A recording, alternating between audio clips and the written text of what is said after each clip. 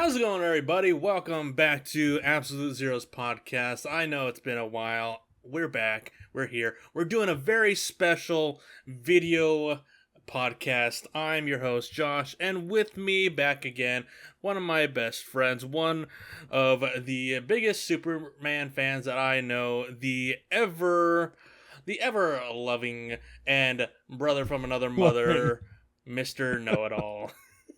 What's up, my know-it-alls? That's awesome. I love that so much. I've been loving, I've been cuddly, I've been all kinds of things. The adjectives just keep growing. I love it. My descriptors of you just keep going weirder and weirder.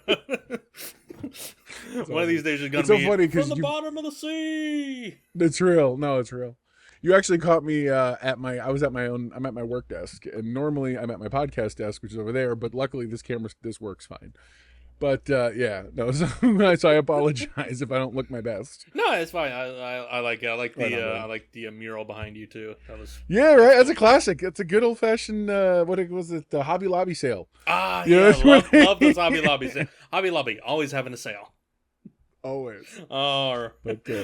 Today we are doing a very special podcast. This one is going to be totally themed around Superman, and yes, we will be talking about the new James Gunn Superman, but that'll be towards the end of the podcast, and we'll be talking spoilers. So, I mean, it's been a week already, so no, please come on. Yeah, please come on. Anyways, dude, Superman, possibly one of the most iconic symbols and heroes in the world.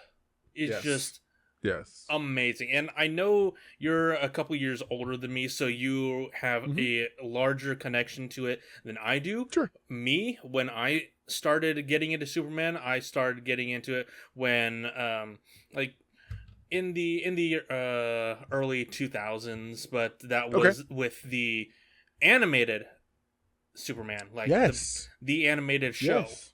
So I mean, there have been so many Supermans throughout history, but so many Supermans. For me, my definitive Superman is the DC animated universe Superman.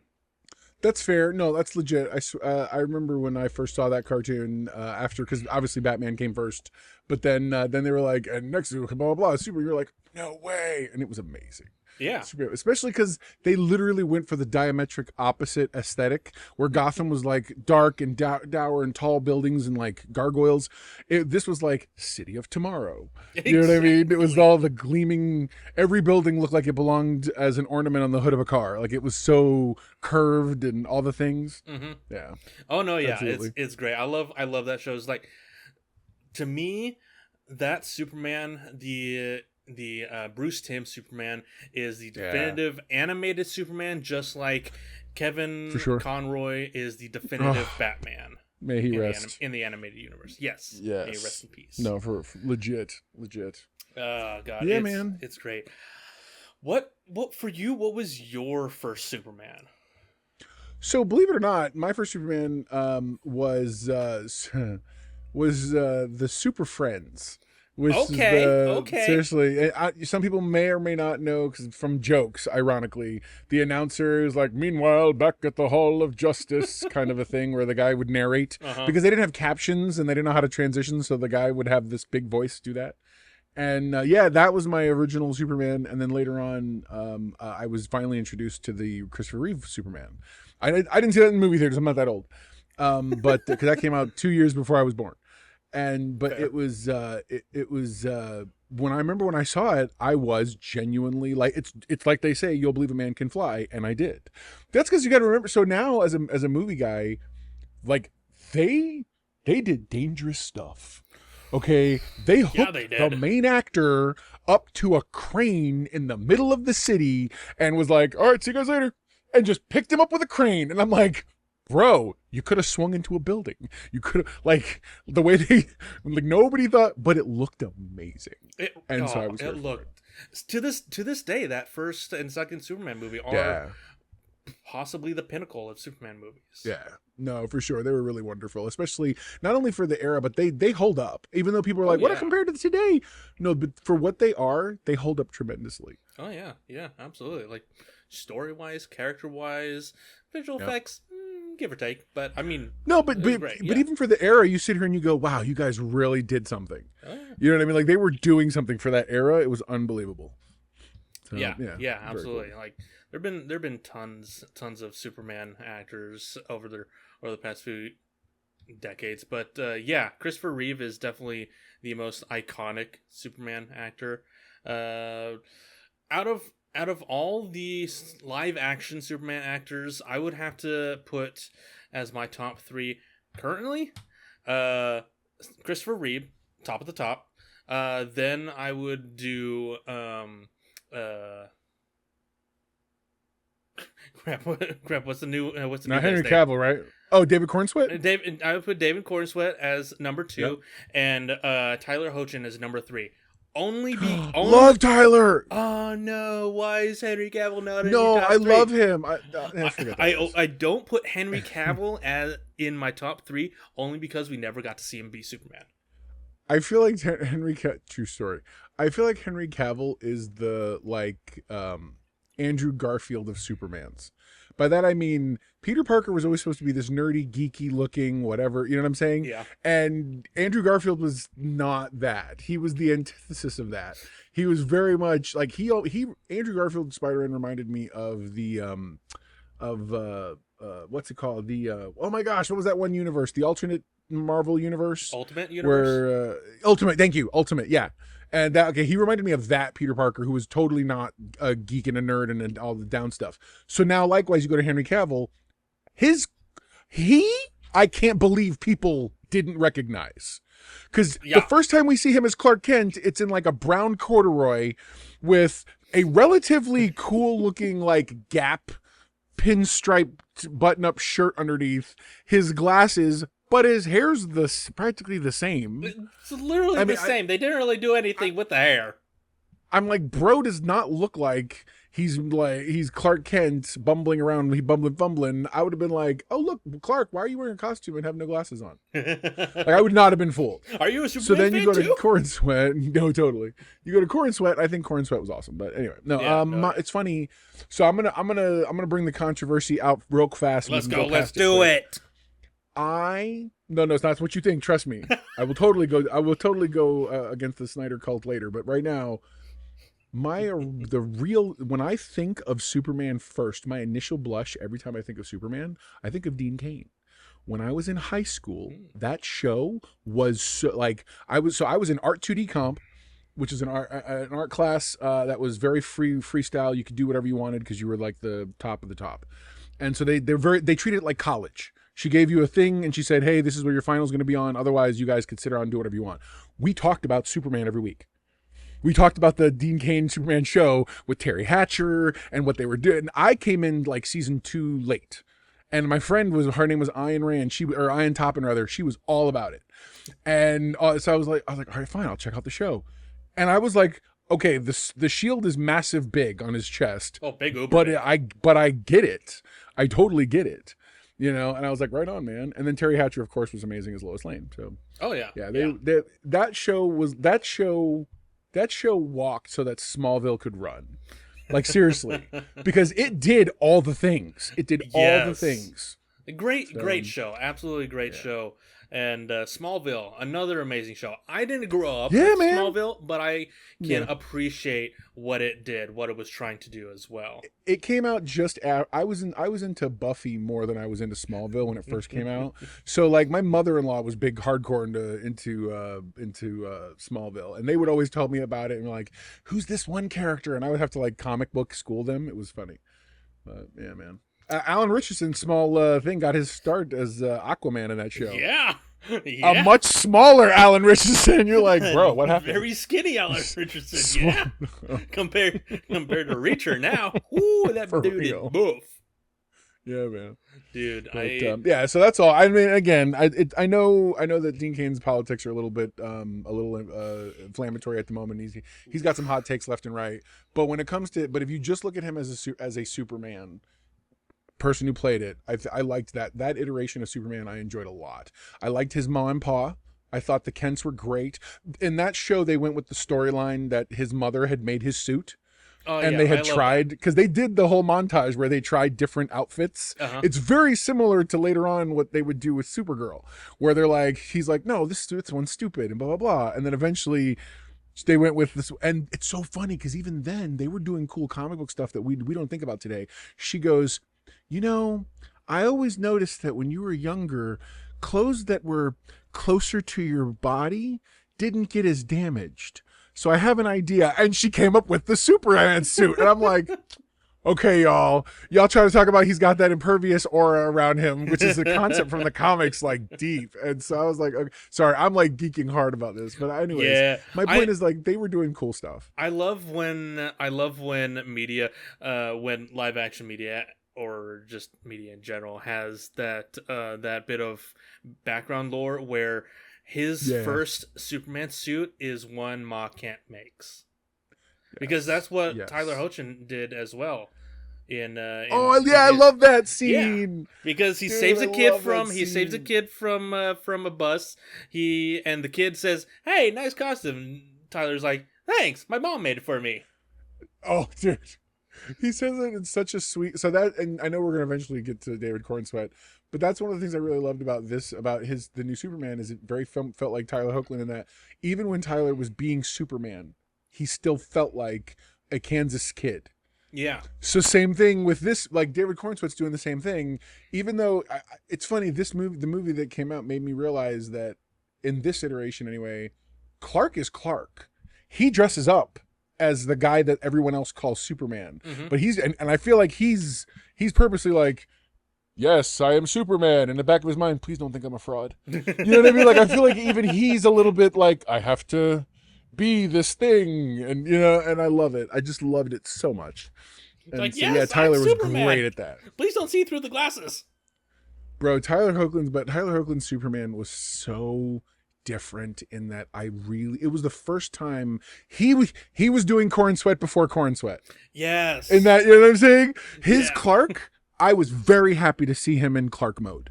He's very happy, very down to earth, very protective of his family, very kind, very forward. I loved him. I absolutely loved him. Absolutely. And I thought it was so neat. The show made every effort to do as much as they could with him, and they did. Like they went places, and I thought that was so cool. Especially introducing the kids. He has kids.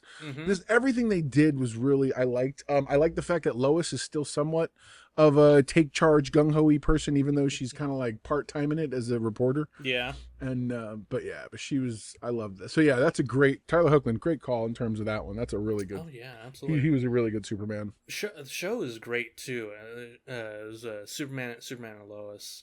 Or Lois and Superman. I always get the two mixed up, but yeah, anyways. I know, totally. I wish they would have been able to go a lot longer with that show, because they really wanted to do more seasons than what they were given. But I mean, they wouldn't have wrapped it up the way they did if they'd gotten not. more. I think they might have still done that story, but it would have had more time to breathe. Yeah. But yeah, I'm with you. I think they originally planned to do like 5, 6, even 7 seasons, and they just never got there. Yeah, and it would have been great. I would have been all here for it. But I mean, they said they want CW's time with DC to be wrapped up. So hey, yeah. Oh well, whatever.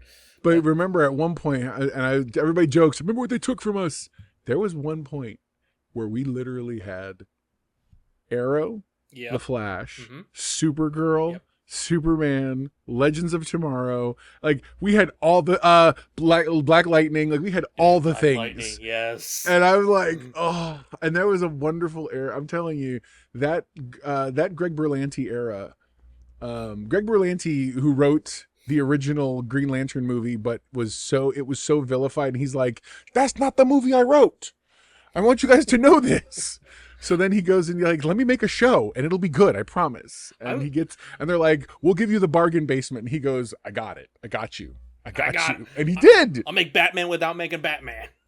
Totally. He was like, we're going to turn Arrow into Batman. He's never looked cooler. Let's go. Yeah, no, definitely. And Stephen Amell sold that show. But anyway. He absolutely did. He absolutely did. I've even got the first three seasons of Arrow. Sure. And the first 2 seasons of Flash on Blu-ray back in the background. My brother has never called me before to talk about like geek stuff. And I'll never forget, he calls me up one day and goes, "Hey, have you heard of the show Arrow?" And I'm like, "Yes, I have." He's like, "It's really good." And I was like, "Yes, it is. Welcome to the Yes, 2010s. Totally. I was like, "I'm glad you enjoy it." Yeah, man, he was all about it. So that was good. That's good stuff. It was great. Yeah. I loved Tyler's introduction in Supergirl, and just Yes. because when we got Supergirl, we were very skeptical. I was like, "Are we going to get Superman? Are we not?" Because they mentioned Supergirl's cousin and whatnot. But Yeah, and the fact that he was right, the fact he was referenced always made me go, "Okay, so he does exist in this universe." Got it. You know, and then a couple of times they made reference to Clark's darker friend. Yeah, and I I was like, "Okay, you even, bums." They might have even mentioned Gotham, but I can't remember. But yeah. No, they did. They mentioned Gotham a couple times. Yeah. So yeah, CW, I see you. You're trying to give us that live action Justice League, but we know you couldn't. So they did good. They did, but they did the best, dude. But what they did do, Dude. I was like shocked. It was as good as it was. Yeah. Like they were like, "Oh, I don't care if you're giving us the bot. We're gonna write the heck out of these." You know, and then they did Crisis. They did, and we got Brandon Routh in the Kingdom Come outfit. Dude, you want to talk about your Supermans? Let's do this. Oh, when he showed up in that, I was like, "Oh, this is awesome." Possibly one of the only reasons I watched Crisis, because by that point I had fallen off of CW, DC at that point. But one of the only reasons I watched Crisis was the culmination of the Superman characters, and Brandon Routh as well, and so much fucking Kevin Conroy as Batman. Oh, I know. The fact we got to actually see him really full on put on a suit. I don't care if it was in a crazy weird like Nazi world or whatever, or some world where he had basically become the dictator of Gotham. But it was still cool to see him in a suit saying Batman things, and I'm like, "Oh my god, it's amazing!" Yeah, you even know. I'm just like, "That's it. I'm good. I'm good. I could totally die right now, happy." And then I see this movie. I'm sorry. Yeah. No, dude, the Kingdom Come suit for Brandon Routh was great. So good. Now, they leaned into it so hard. I was like, good for you guys. You didn't water it down. Like, I felt like he was the same Superman Returns Superman. Like, it that's felt like awesome. it felt like a natural progression. Yes, it absolutely did. Also, I have to say that I think Superman Returns is a little underrated. Yeah, I think so too. I mean, I know why the criticisms exist, and I don't mind them. Like, I get it, but I'm with you. I think that people discount the things that really worked well. You know what I mean? They gave you grandeur, they gave you big. They were trying to artificially create what Donner had created, sort of naturally and organically. Yeah. But it's still. But I didn't mind it. I thought it worked. I think the only thing that felt weird for me was Peeping Tom Superman. Yeah, because at one point he's like watching Lois from far away, and you're like, I don't know. Yeah. I honestly felt like it was a natural progression or natural continuation of the Christopher Reeve movies. Like that's kind of how they felt, like how it felt. I think like that's what they it was were intended to making be. It, and I think that's what it was meant to be. Yeah. Seriously. Yeah, I mean, Brandon Routh did a decent job for the time as Superman, and Kevin Spacey. Yeah, as Lex Luthor. Yeah. Kevin Spacey, but his Lex Luthor is Lex Luthor. Fantastic. I kind of dug it, especially because he had just that right amount of manic mania versus evil, like intent. Yeah, like it was with a little bit of that comedic timing as well. Yes, which felt very Gene Hackman.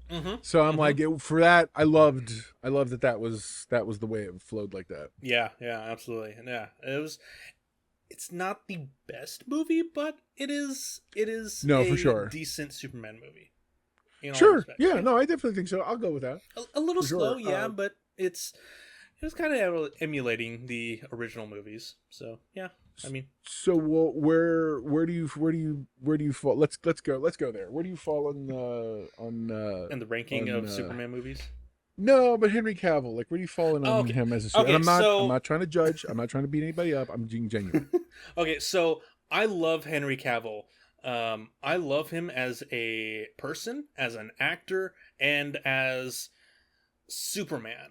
His Clark Kent is hit or miss, but Sure. I think he looks the part. He looks amazing as Superman.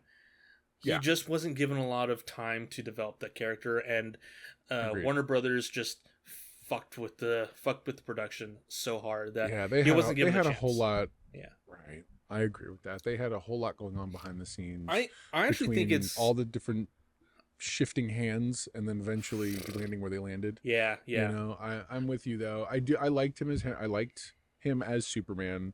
I am one of the people who had problems with the whole him not saving Pa Kent, and I don't, because I feel like Zack Snyder tried to approach it from, and I see the vision. I need to make that clear. I saw the vision. I do too. I did too. So he wanted to do one godlike hero Superman, fine. Yeah, But then he also wanted to try to go, here's all this negative stuff, and despite those things, he still chose to be the symbol. And I get it. However, I feel when I like, but then you go to the current movie, not to jump again ahead of the overall what we're going to talk about. yeah, But the current one takes a different approach where it says the more traditional approach. This was an innocent child who was discovered by some very sweet people with good old-fashioned down-home values, regardless of however you want to, rural values, whatever you want to call them. mm-hmm. And they raised him to be God-fearing, America-respecting, helpful to everybody, and everyone should be treated equally, and help the underdog. All of this without thinking about his powers. That's just as a person. Yeah, And then you add the powers and abilities to it, and I feel like they were. I always love the story where they're supportive. Where the day he shows up and says, "I'm ready to do a thing," they're like, so are we. What do you need? What are we doing? You know what I mean? They're like, you want to make a suit? We'll make you a suit. Whatever. Like, I feel like that just feels more what I've always envisioned Superman to be. You know? So then when you get to Henry Cavill's, and it feels very dour. It feels very, I couldn't help my father, so I'm going to help other people to make up for that shortcoming. And it's like, you could have helped your father. You just don't know to. And everyone's like, but he sacrificed himself for his son. And I'm like, look, fine. he didn't Then sacrifice himself. Kevin He Costner. chose to die. Yes. Okay. That's a way different scenario. Especially, I'm like, y'all haven't figured out how fast he is? Come on. Exactly. Yeah. He literally could have picked up Mon dude and gone. Yeah. Now on that point, what are your thoughts on not the actors themselves, but what are your thoughts on Mon Pa Kent as figureheads in Superman in Clark's life? Like, do you feel the stories tend to be better with Pa having already passed while he's Superman? Oh, I hear what you're saying. Right. Or do you like what what James Gunn did and keeping both parents alive so far? So you notice that in every other iteration, his parents are always alive.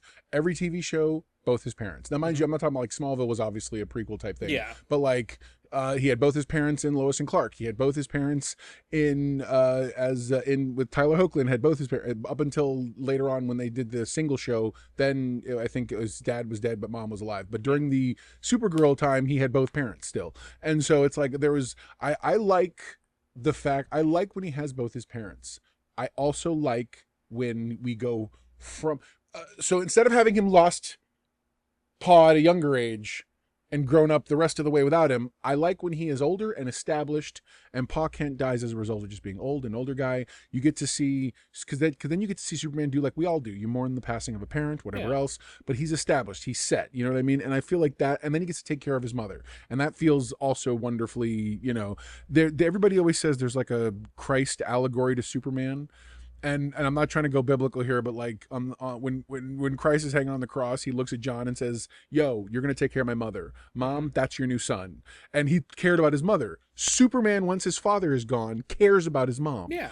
like sending her money, checking in on her, being like, "Mom, why don't you come to the city, hang out with me, like do stuff." Like, so I'm a big fan of him having his parents the whole way.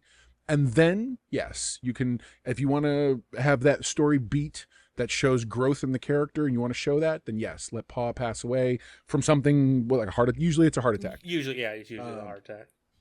But yeah, I mean, and the comics have done both. They've had him pass and they've had him stay. So I think currently he's still alive. So it's like, all right, whatever, man. The old man's gonna kick forever. So,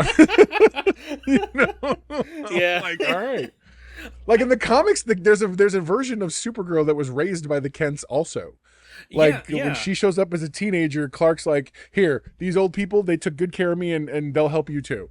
Yeah. And he's like, I know, guys, do it again. Yeah, I know that. Yeah, I know that the version happens in like one of the Superman Batman stories with the yes. Which funny enough, that Superman Batman compact edition just came out. Yeah, I have it now. Very cool. I've got most of the DC compact stories. They're great. Nice. $10, very very small, and so worth it. The same quality as those big comic runs. Well, and the thing is, think about it. People in Japan have been reading, because the Shonen Jump comic is full size. Yeah. But they get on the train and they got the little digest version. That's just smart. Yeah, it really is. I'd buy those all day. All day, every day, all day. Especially at $10 a pop. Heck yeah, dude. Dude, you can't beat that. You really can't. You really can't. Walk into a convention or a bookstore that's got them all. Walk out with like a box. I'm like, I'm good. I got them. I got my little box. For real. I got my bag of DVDs right here. Just look at them. That's exactly right. Dude, I can go. Oh my God. Getting a little off topic here. I can go into a half price book down in Austin and spend like $200 to $300 worth of money awesome. On Blu-rays and DVDs. Is great. I'm like so close to pulling the trigger. I told my wife, I said, I have to find a good solid DVD player. I do have my PS5 and I know that plays them, but I'm like, I want to find once I have a good solid player that I know like is going to last me a tough, strong one. Mm-hmm. Problem is, every time I come across one, they feel like they're just plastic and flimsy, and I'm like, I need something that's gonna last, man. That's specifically I'm gonna invest in physical media. Yeah, that's specifically why I invested in my Xbox One S, because it had the Blu-ray player in it. Because I was looking for that for a while until I got it. But yeah. So yeah, I got that. Got the external Blu-ray drive down here. But yeah, okay. Anyways, back to Superman. Yeah. Sorry for tech talk. Just sorry for geeking out about physical media over digital. the superior format. No, legit. It's funny. The other day, a friend of mine was at a friend's house. He actually did. He whipped out a DVD and put it in, and it was Fifth Element. I love the Fifth Element. And I've seen it 1,000 times. I own it. I own it on Apple and I own it on Amazon Prime. I don't know why I bought it twice. Whatever.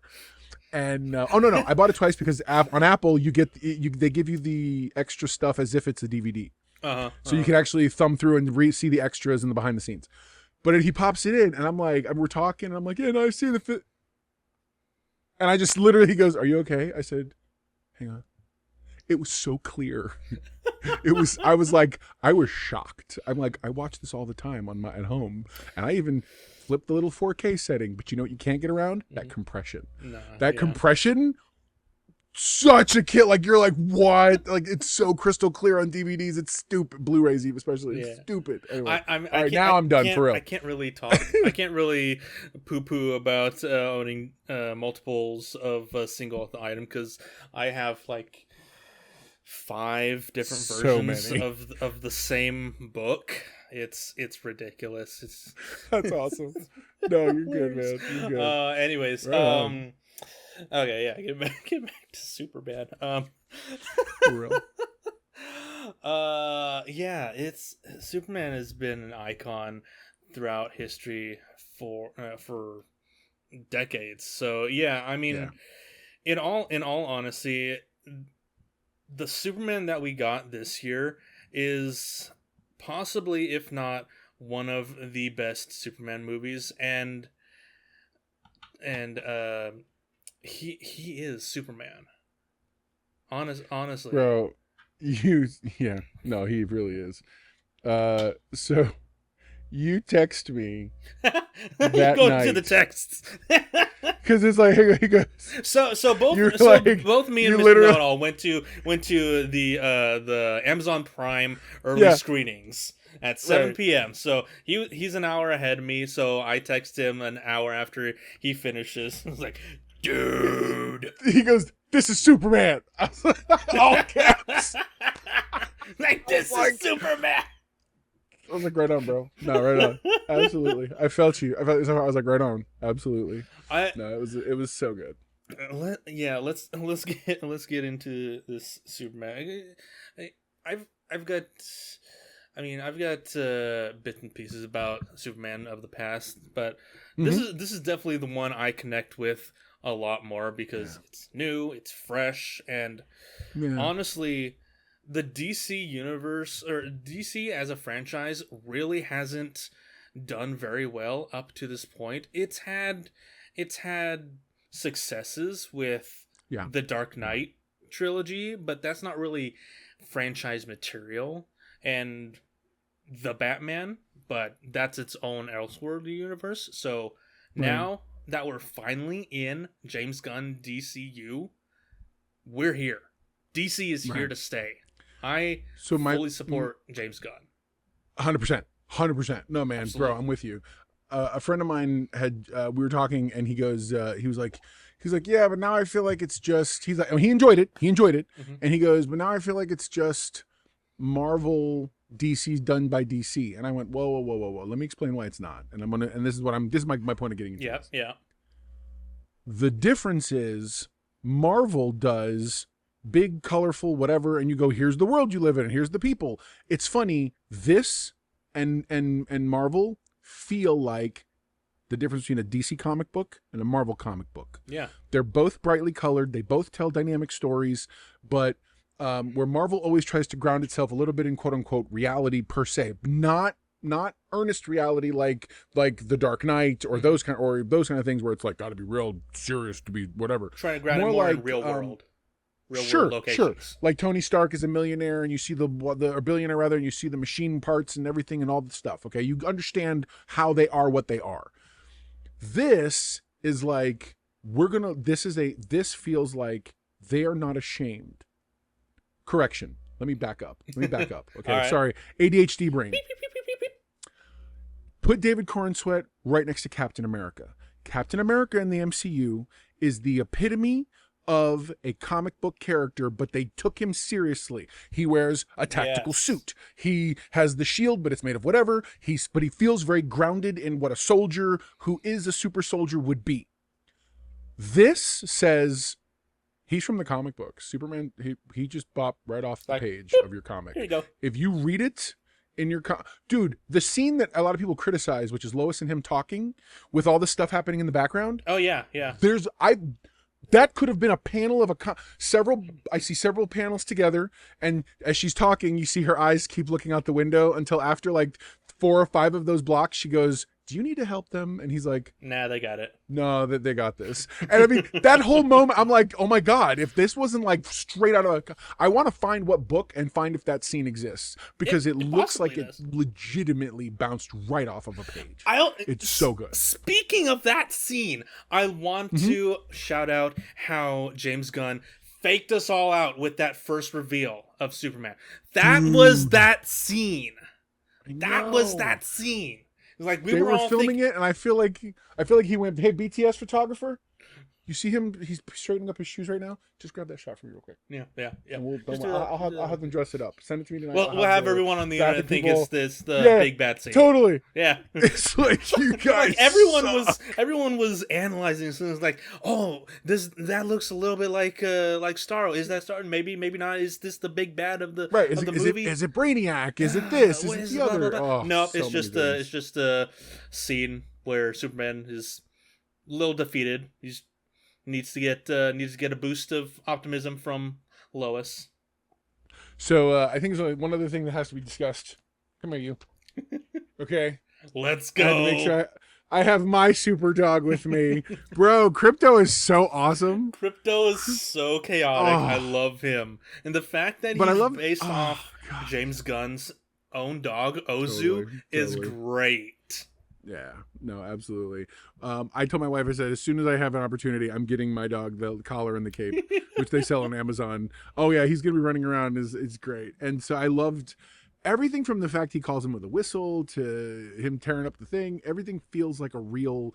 It's, I hate to say this because it's obviously a CGI dog. It feels like a real dog. Oh yeah, yeah. Like he based everything that feels so genuine.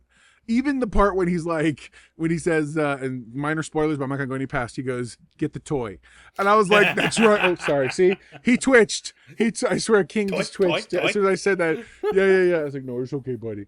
No, he was. I swear, he's. I call him a muppet because he flops. He's like, he just loves to flop on me like this.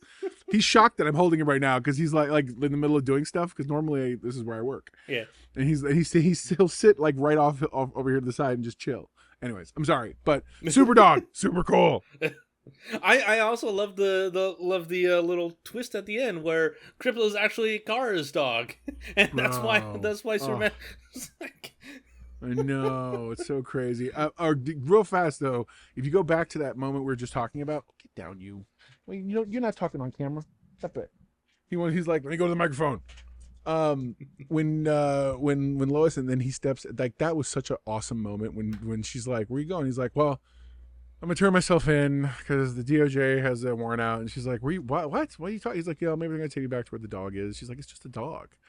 And he's like, yeah. He's not even a very good one. He's like, but he's alone. He's probably scared. And I'm sitting here with, I grabbed my wife and I was like, oh my God, he's turning himself in for the dog. It's a dog person. Like, dude, totally. It was the greatest thing because I'm sitting here. First part of me is like, all right, James Gunn. I feel like James Gunn was like, I mean, I feel like the movie's solid, but how do we make him really relatable? Like really, really relatable. Get away from me. How do we make it? No, back off. No. How do we make? Why? Stop. Would you stop? That's it. And he's like, and he makes Clark and Superman act like he would have behaved. And the fact that Clark like, wrecks into Luthor's office after he kidnaps Krypto is like, where's the dog? Where's the dog? Come on, man. He's just a dog. He's just a dog. He threw the desk like so hardcore. Yes. Stupid dog in the cape. What? No, for real. And I love how manic he gets. He's like, you heard him online. No, for real. Oh my God. Oh my God. Nicholas Hoult, possibly the most manic live action Wonderful. Lex Luthors we've had. But he's like, but it's so funny because he played him so nuanced, and by that I just mean, like, if you notice, the whole time he's got this almost smarmy I am in control. Yeah. And then you get to the end and he's about to walk out and he sees dude coming like, and he bolts. He runs the way any of us would run if someone was going to get it. We were like, oh my God. Done. And you're like, you coward. And you've been Mr. Big Balls all night. And then Krypto at the end. Krypto got his Loki versus Hulk moment. As much as oh my God, bro, I hadn't even thought about that. You are so right. That is exactly what that was. Oh my God, just ragdoll and Luthor all over the place. It's hilarious. I don't know. People are like, so people keep saying stuff like, "Man, see, there's that James Gunn humor. There's that this and that humor." I want humor. What? It worked, man. It was wonderful. It's a comic book movie. Yes, I loved it. I absolutely loved it. And everyone's like, it ruined the scene. No, it didn't ruin the scene. He didn't step on Clark's lines. He stepped on Luthor's line, and Luthor was just about to talk smack. So as far as I'm concerned, let the little dog yank his arm out of socket. Okay. Yeah, exactly. Exactly. Luthor kidnapped him. Like he had a reason to. Dude. And he put little flying super squirrels with capes. That's the stupidest detail, but I'm like, okay, that's funny. It's good. Good. Yeah, and now that we have Krypto, everyone online is wanting James Gunn to put in Kara's super cat. Oh yeah, I heard about that. Great. Yeah, that would be hilarious. That would be so good. Oh my gosh. Yeah, no, it's good. What are your thoughts about the about Drunk Kara? I mean, I know the story, by the way. I know the story, but like, what are your thoughts?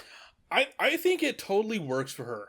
I think it totally works for Yeah. her because if you think about it, she's still maybe the same person that she was on Krypton. Maybe a few Sure. years older, maybe a few months older.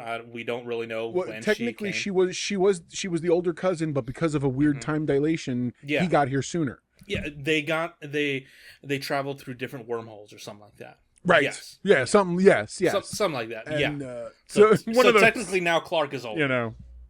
Right. Yeah. And but also she like witnessed. She's witnessed the destruction of her world. Mm-hmm. She's witnessed all because she was the older one, so she was unlike him, who was a baby, just sort of like sleeping in the thing. Yeah. Like she was awake and like to see all of it happen, to see everybody she knows die.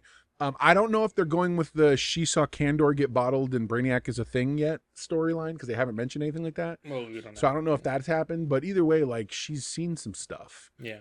You know, and I did love the fact that they have Clark say the thing. He literally goes, "Oh, she goes to planets with the Red Sun so she can get drunk, whatever else, and party and hang out." And that's literally the opening few captions in Supergirl, Woman of Tomorrow. Yeah, and I love that. I'm like, look at you, James Gunn, throwing a quick little bit of captiony, exposition-y stuff into Clark's mouth before his movie ends. Good for you. Yeah. I mean, yeah, the Supergirl movie is based on Woman of Tomorrow. So yeah. So my kid just got out of seeing it, and I'm gonna tell you right now what she sent me. Ready? Yeah, Ready? yeah. Let's go. Absolute cinema. She sent me. Absolute She cinema. sent me. She sent me the Scorsese. I was like, good for you. Possibly That's one my of the kid best all memes day. I've seen. Yeah. Oh my absolutely. god, so much. So much. But yeah, she was like, that was such a great movie. I was like, right on. Let's go to the beginning really quick. I love Yeah. that. I love the little exposition text that James Gunn did because Sure.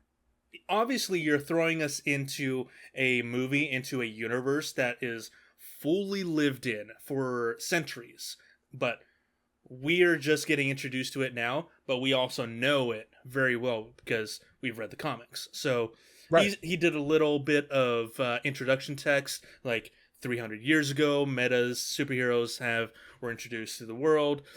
30 years ago, Superman came to Kansas. 3 years ago, he became Superman. All that, and he also mentioned the subtitle of his chapter 1 of the DCU, which is Gods and Monsters in that text, which is really cool. Yep.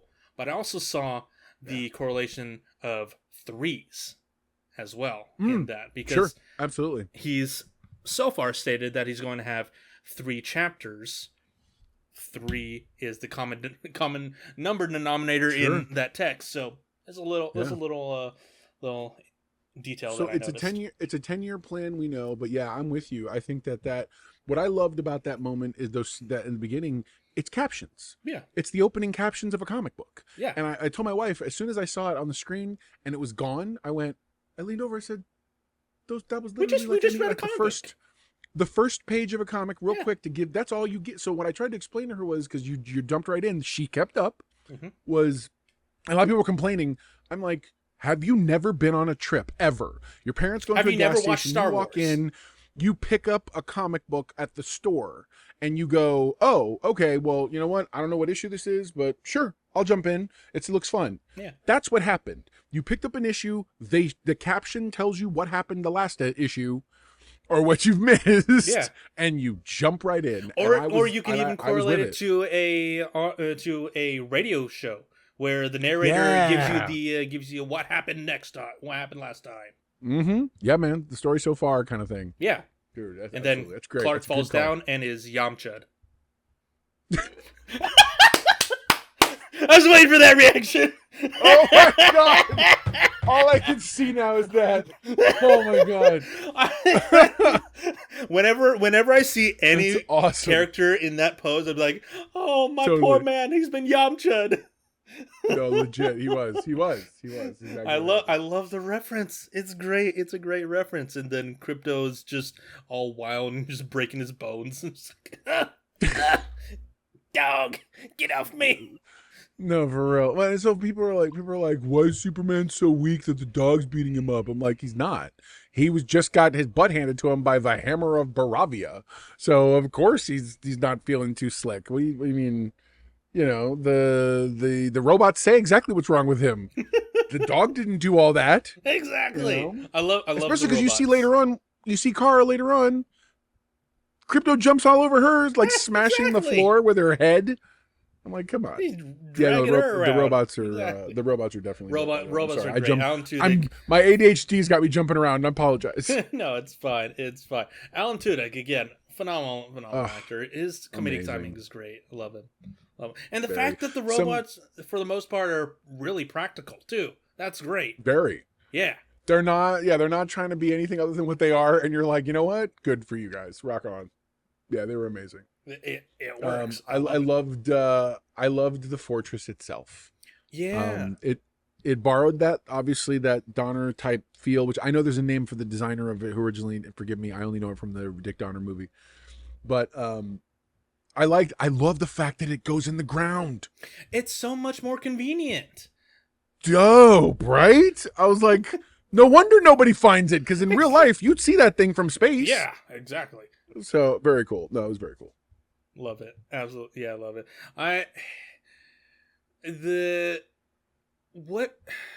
Okay, so I have a little nitpick, and it's just the fact that James Gunn used Ultraman now. So what are your thoughts on Ultraman as the character? And knowing that Ultraman is an alternate universe Superman in Crisis on Two Earths. So it's funny. I don't have a problem with them using Ultraman. I really don't. What I have a problem with is the fact that clearly, to me and to a lot of other people, it seems like he's setting up Bizarro. So why in life would you, which a lot of people do in this content, anytime I've ever seen him cloned, like in live action ever, it usually turns out to be the Bizarro of some sort. And I get it. Because nobody's brave enough to do full-on Bizarro comes from an identical Earth and the whatever nonsense. But yeah, I feel like I don't know why you blow your wad on the Ultraman name, other than for the very quick geeks to be like, ooh, that's it. Because there's no real right. That's it. Yeah. And you're like, is that why you did it? Yeah, because when Luthor shows up to the fortress and he has Ultraman with him, it's like, obviously the only way you can get in is with Superman's DNA. So obviously Ultraman is Superman of some sort. I thought the same thing. So I'm seeing people online who are like, I was genuinely surprised. And I'm like, you're a liar. You're a liar, or you're dumb, or you're thick. Because the minute he went down, I look over, and even my wife was like, does he have Superman's DNA? And I was like, I think that's who Big Dude is. I think Big Dude's a clone of Clark. Okay. And she goes, really? And I'm like, yeah. Now, she wasn't dumb. It's just she doesn't know. She doesn't come from the world we do. She's a normie. You know? Yeah, right. But seeing I'm like, but they even borrowed the U symbol. And I was like, see, I'm like, he goes that far. And I'm just like, unless the idea is they're going to eventually introduce the real crime syndicate, and maybe Clark will be confused by who this, I thought I beat you, the guy with the U. I don't know. It feels a long way to go for that. So I don't know. Who knows? Yeah. If they're not going to do the Crisis on Two Earths bit, or just a crime syndicate from another universe, then fine, whatever. Use Ultraman and whatnot. It is my little nitpick, because I thought it was a little waste of the Ultraman name, but hey, he was cool. He was really cool. Mm-hmm. No, for sure. I liked. I know for a fact that for me, they're not building. He's flat out said they're not building to Crisis. Yeah. He goes. What we are building to, and he said maybe someday, but that's not where they're going now. Mm-hmm. Rob from Comics Explained dropped a crazy theory. Okay. He goes, what if they're building to Blackest Night as their first major event? And I was like, you have my attention. Absolutely. And he proceeds to explain. He goes, Guy Gardner is an amazing character. Yeah. Guy Gardner shows up again in Peacemaker, which everyone's like, it's just whatever. Maybe it is. But James Gunn's also said by the end of Peacemaker, you're gonna understand more or less where everything's going. And then we're about to get the Lantern series, which What other story? It's supposed to be they're studying a murder mystery. The Blackest Night had to do with death and people dying and possibly. So I feel like there's a world in which you eventually you start, like, if he's smart and James Gunn copies the Thanos concept, meaning you just give us on the periphery, the outer edge, these nuggets that continue to point to something. Yeah. I'm thinking it's going to be amazing, especially when you have all these Green Lanterns. You come in. I mean, why do you have this many green? Like we go from having Ryan Reynolds years ago in a rejected movie to now having like Guy Gardner, and we're about to have Hal, and we're gonna have Jon Stewart, and like all Maybe these things. Simon Baz. It's like, oh my god, I'd love it so much. I would love it so much if they did any of those like extra ones. Just give us all of them. Give us. And I'm like, totally, just give us the whole core. And I think they will eventually, dude. So yeah, man. I never thought of Blackest Night. I haven't thought of Blackest Night in years. But yeah, me neither. A 10-year culmination into Blackest Night would be wild, especially with a lot of main characters dying in that storyline. Dude, that would be not to mention that would be heavy. If you're in an established universe, you could very easily begin to reference the JSA. Begin to reference people who are gone. Mm-hmm. So now you use Blackest Night to resurrect old characters. Now what you've done is what Marvel didn't do.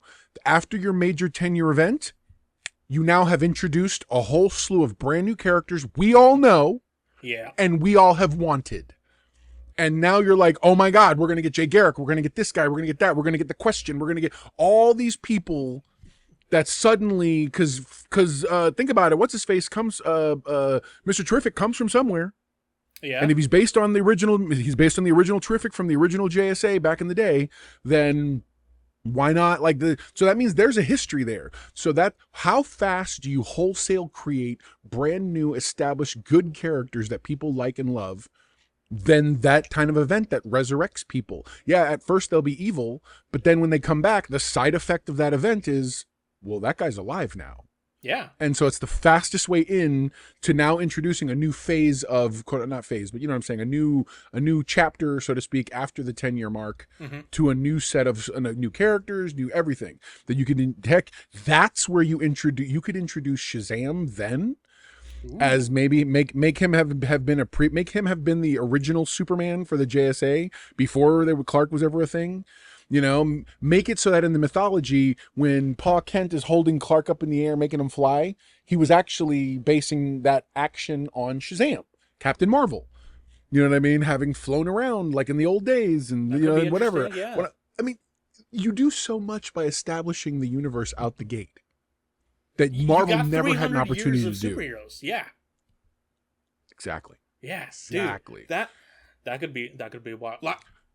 My feeling is, ready for a real hot take on a character they should bring in? Yeah. You bring the Flash in, but you make it Wally West. Which is the one a lot of us know more than Barry. We're already an established universe. Barry could be the guy who came and went. Yeah. We don't know. You understand the legend, but now you deal with Wally West having to live up to this legend, and you learn about Barry through the eyes of Wally having to learn how to be this thing. And that's one. And now people are like, well, what about Crisis? Where that came from? It doesn't have to be in this context. You can do anything you want.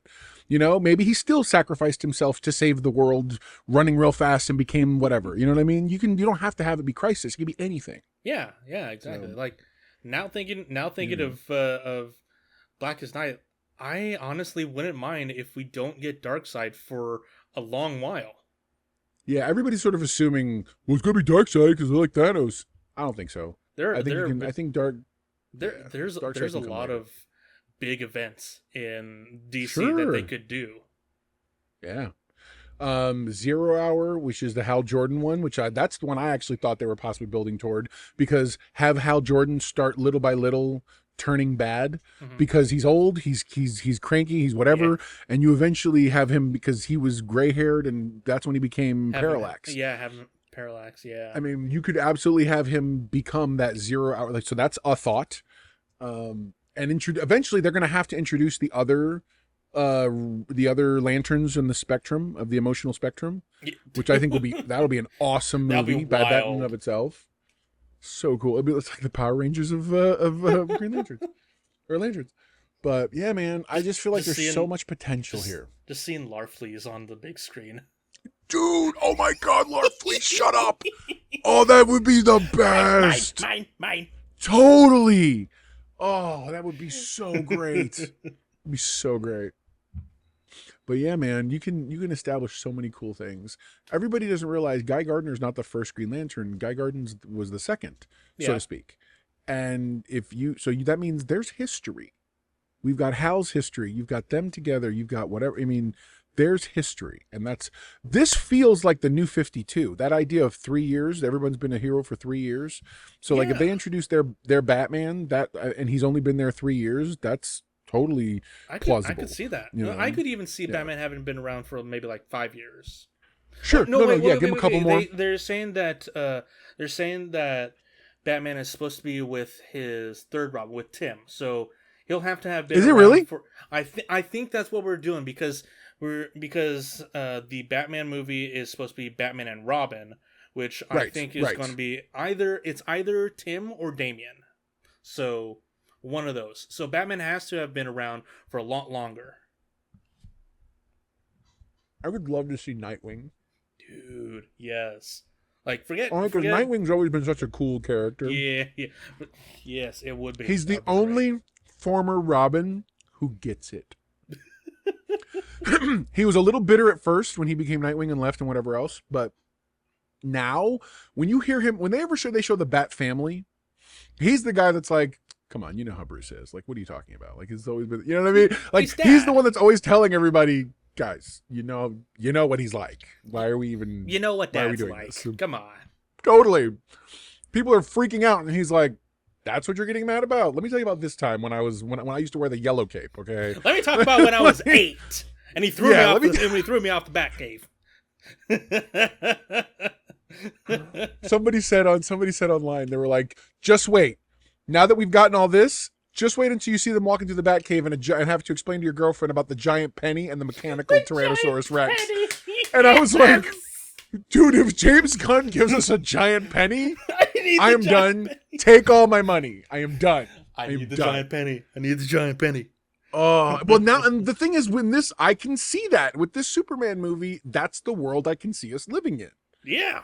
And it's, I'm like, let's go, man. This Superman movie established that this is a comic book come to life. And I love that. Yeah. Especially with the fact that we have an amazing Lois Lane with Rachel Brosnahan. So good. Dude. So good. After Miss Maisel, holy crap. She was amazing. Can I tell you who else shocked me? Yeah. So I've heard people argue about race stuff, and they're like, why are you race swapping, blah, blah, blah. Wendell Pierce was not race swapped Perry White. He is Perry White. Perry White. Between the outfit, the way he talked with the cigar, I never once saw him as a black dude. I was like, that's Perry White. Don't call me Chief. Stop it. Get the thing to play. Blah, blah, blah. I was just, and when chaos is happening and Lois is pitching him, he's just like, yeah, keep going. Yeah. Mm-hmm. Totally. I was like, oh my God, dude. Like, the story's all that mattered. And I was like, that's amazing. Now, Lawrence Fishburne's Perry White definitely is a race swap. But this is Perry White. I agree. Lawrence Fishburne felt like he was being a Lawrence Fishburne-y character. By the way, he didn't act badly. I thought he was fine. Yeah, he was a good actor. This felt like Perry White, though.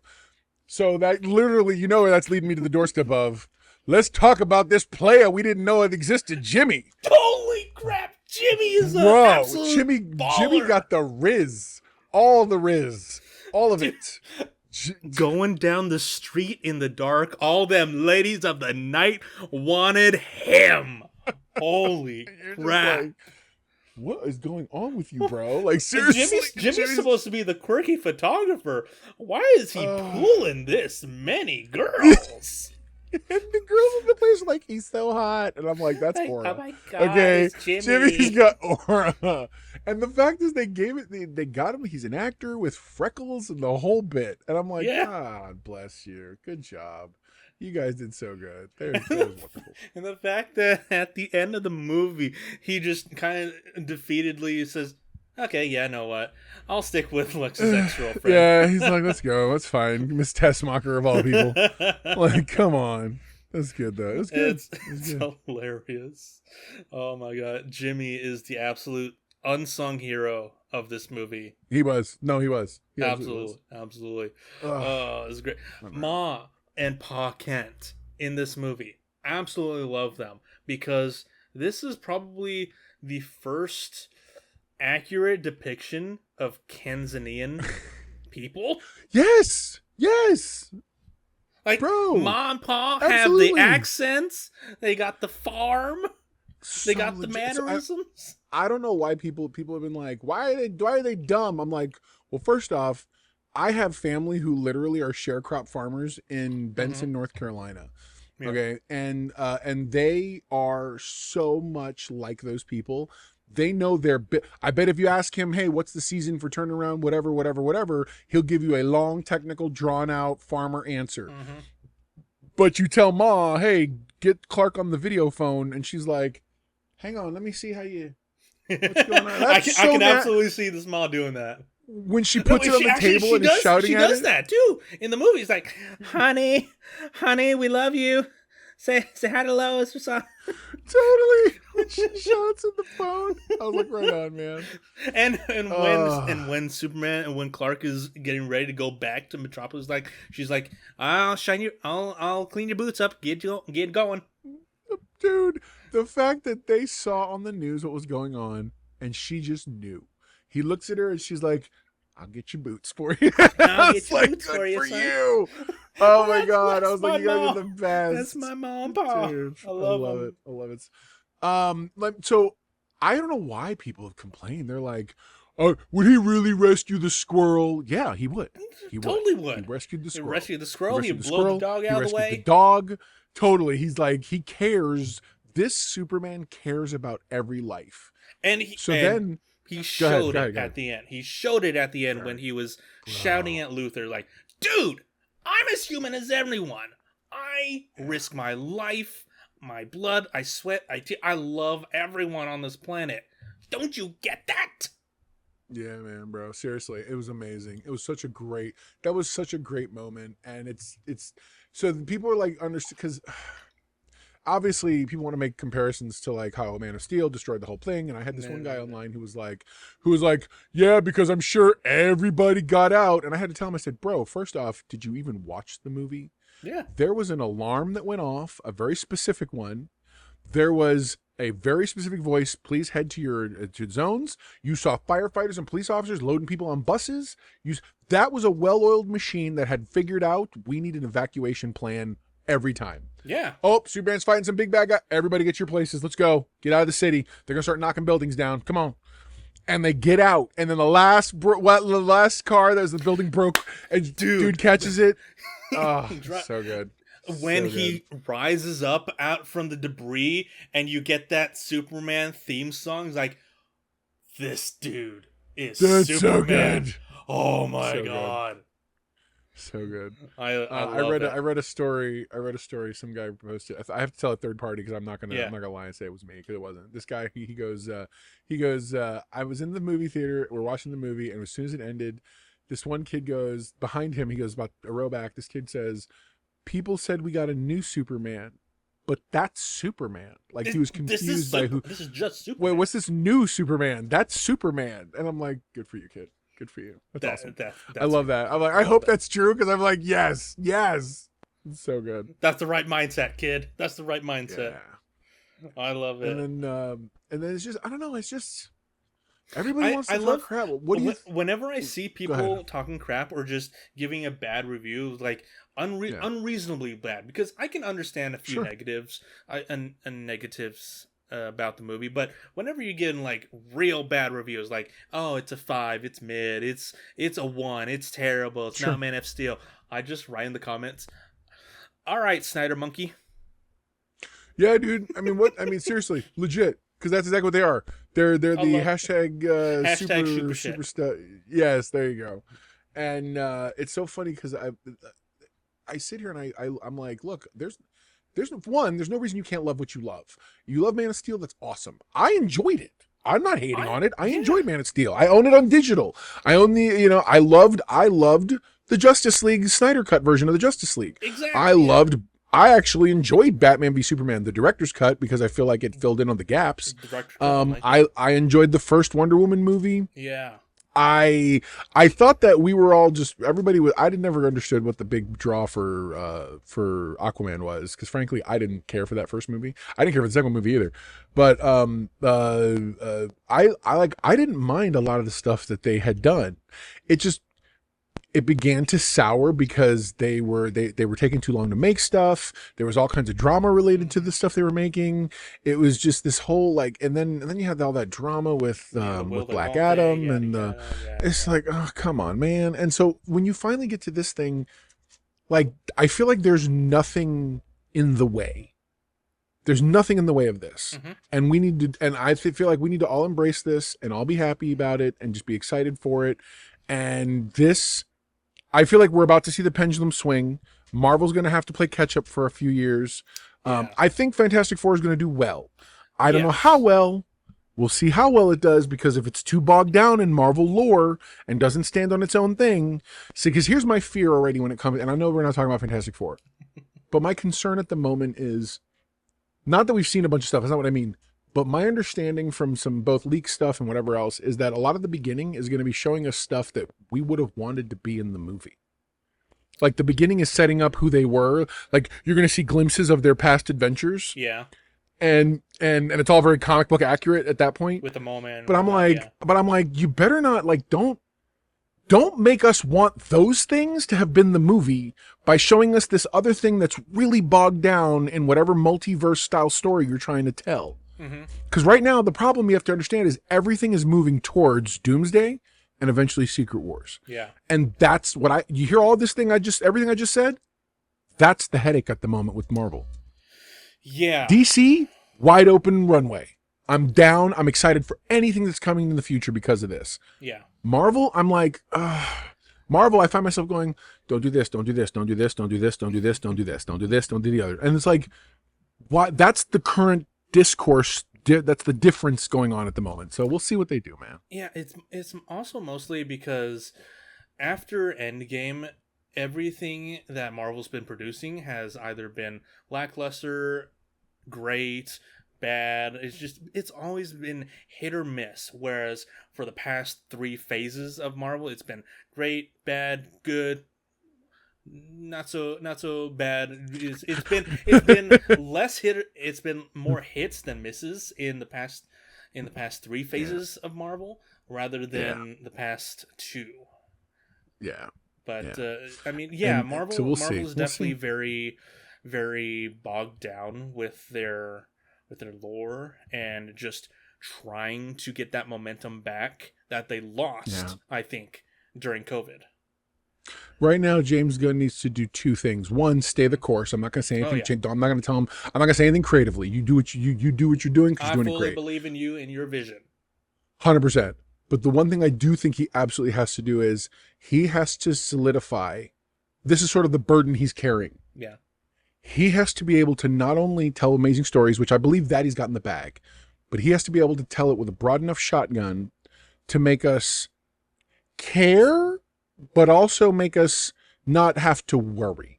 So, for instance, I don't pick up, what I hate is when a comic book like event makes me have to go pick up all of the ancillary issues of a thing. I'm like, dude, just give me the story here that I want to see. Yeah. Now, if in those other things, you're making those other things good enough that I get those Easter eggs from it, cool. You know, there's a lot of folks who the MCU is strictly the Avengers movies. They never they never strayed. And the further you got into that formula, the more difficult it was to keep up. Mm-hmm. Same thing with this. If I like, Superman's movie needs to be really good and be its thing. You let each thing be its thing, you know? And I feel like if you can do that and make it so that, Superman flies by or this thing lives here or whatever, fine. The problem with Marvel is they got so steeped in their lore, and then they kept intertwining everything in a really weird, convoluted way.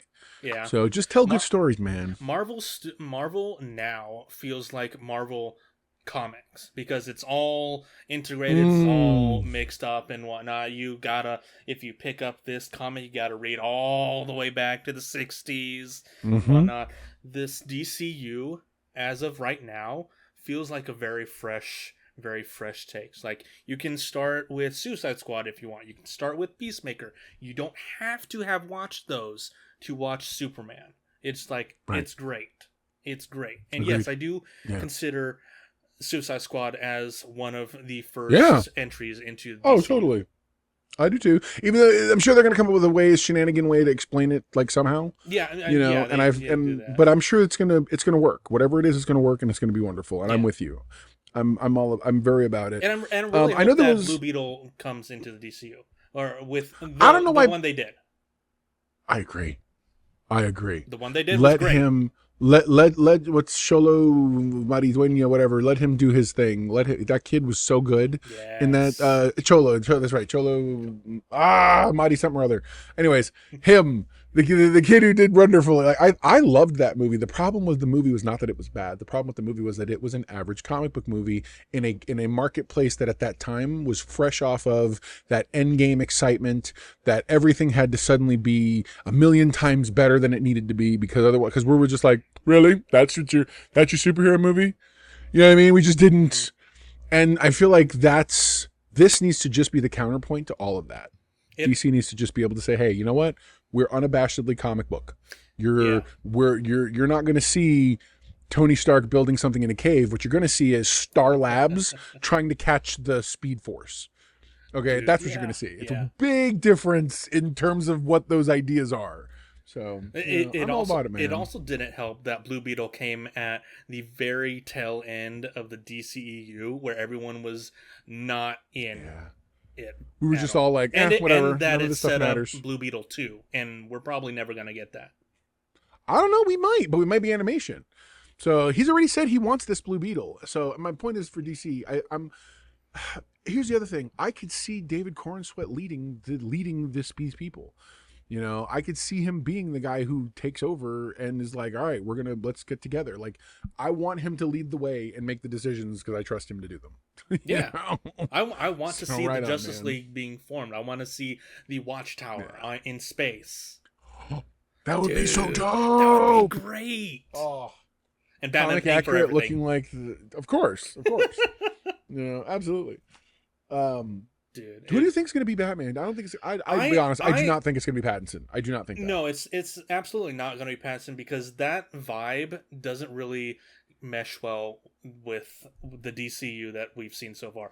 I agree. I'm still hoping that Jensen Ackles will be Batman. I think he'll be a great live action Batman. But other than that, I'm trusting James Gunn. I just think Jensen Ackles will be a great Batman. He's played Batman before. He's played Jason Todd. He totally did, actually. I listened to him rather. So yeah, he did. No, he did a good job. But yeah, the only thing that I think James Gunn needs to do is find a semi-comic accurate Wonder Woman. She needs to be tall. I feel like did you know why this, by the way, again, everyone's like talking about how this movie is making so much more money and this and that than Man of Steel and whatnot. And I think you can nitpick and all that other you want. Here's the thing. This movie is coming in after inflation cheaper than Man of Steel did. Yeah. And it did a lot more. Not everyone's gonna be like, what do you mean it did more? This thing had this. No. I'm not saying it didn't have the bells and whistles. Man of Steel had all the bells and whistles. Mm-hmm. What I'm saying is this told more story. There were more pieces. Everyone's like, well, yeah, but nobody got any time to shine, blah, blah, blah. They got just as much time to shine as they needed. I know who Guy Gardner is. I get who Hawkgirl is. I get who Mr. Terrific is. I get who Lois, Jimmy, the only body who maybe to me is superfluous was Cat Grant and the sports writer guy. Didn't give enough time. Mainly because I don't think we got enough I don't think we got enough Clark Kent time. So I walked out of the theater. I said to Mrs. Know-It-All, I said, I could have used this movie being 20 minutes most more. Not 20 minutes at the end, but like sprinkled in a minute or two here. Give me 5 more minutes there. Give me, I could have used another scene with Clark and his family. Yeah. I could have used another scene with Clark in general. Like just let Clark be Clark for a minute. I felt like there were places where you just needed a hair more to let me sit in whatever this is in that for that split second longer. But I get everybody. I love the fact that we're not even remotely worried about Lex Luthor having a damaged past or problem childhood. It's just nope. He's just an evil cuss. He's an evil son of a gun. That's it. Yeah. Who hates you, Superman.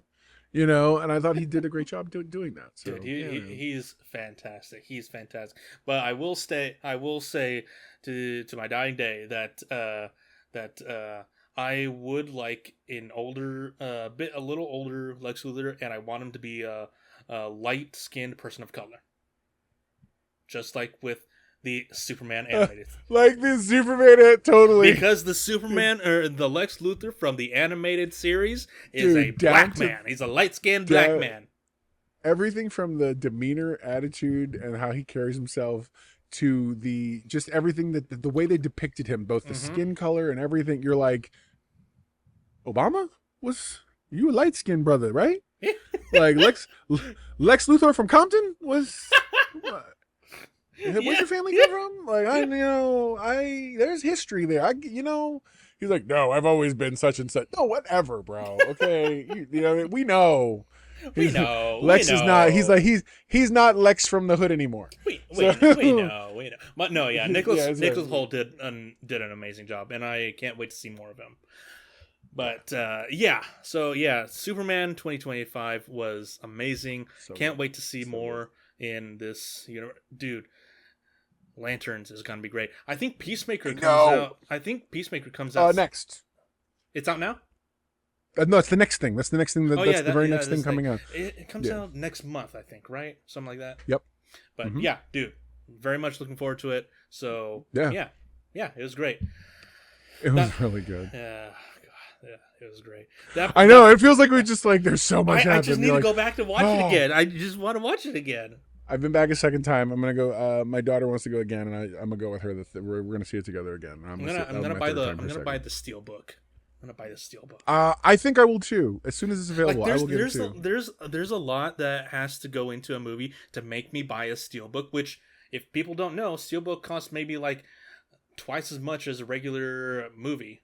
So, yeah, but yeah, this will definitely buy a Steelbook.